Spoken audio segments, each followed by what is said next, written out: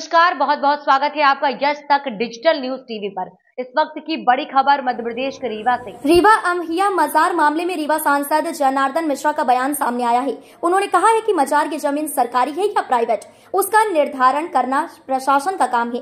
उन्होंने आगे कहा है कि किसी एक आदमी के कहने से यह फैसला नहीं हो सकता है। जनार्दन मिश्रा ने यह भी कहा कि प्रशासन को इस मामले में निष्पक्षता से काम लेना चाहिए और जमीन की वास्तविक स्थिति का पता लगाने के लिए आवश्यक कदम उठाने चाहिए। उन्होंने यह भी कहा कि इस मामले में किसी भी तरह की अनियमितता या भेदभाव को बर्दाश्त नहीं किया जाएगा।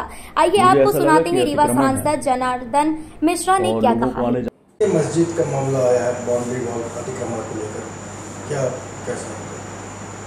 अब वो जमीन किसकी है, राजस्व की जमीन है या कि वक्फ की जमीन है, वो निर्धारण करने का काम प्रशासनिक काम है। और अगर वो वक्फ की ज़मीन है,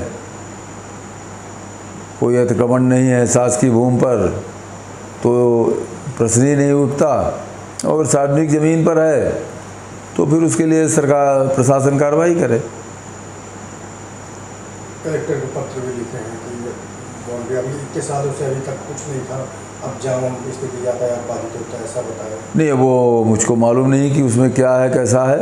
मैंने देखा, मैंने निकल जाते हैं लेकिन देखा नहीं कि बारीकी से कि क्या स्थिति बनी है। लेकिन अगर वो ज़मीन किसकी है पहले तो ये तय हो जाए। अगर वो ज़मीन शासकीय है तब अतिक्रमण है, अगर शासकीय नहीं है तो फिर अतिक्रमण नहीं है।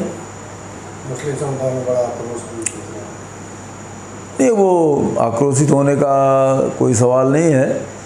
किसी एक आदमी के कहने से किसी समाज का या किसी धर्म का अपमान होगा, ऐसा भी नहीं है। वो प्रशासन अगर कलेक्टर उस पर संज्ञान लेगी और ज़मीन का निराकरण हो जाएगा। इतने सालों में अभी तक नहीं हुआ, आज ही क्यों मतलब बता रहे कि वहाँ अतिक्रमण है पूरी मस्जिद में? वो बताया ना कि अब जो भी है परिस्थिति, उसको ज़मीन किसकी है, किसके स्वामित्व की ज़मीन है, वो निर्धारण प्रशासन करेगा, वो हो जाएगा, कोई दिक्कत नहीं। डिप्टी सीएम को कोई भी कार्यक्रम होता है, सिद्धार्थ तिवारी नहीं आते, इसमें क्या? अब वो हम इसके बारे में हमको नहीं मालूम है कि वहाँ क्या है कैसा है।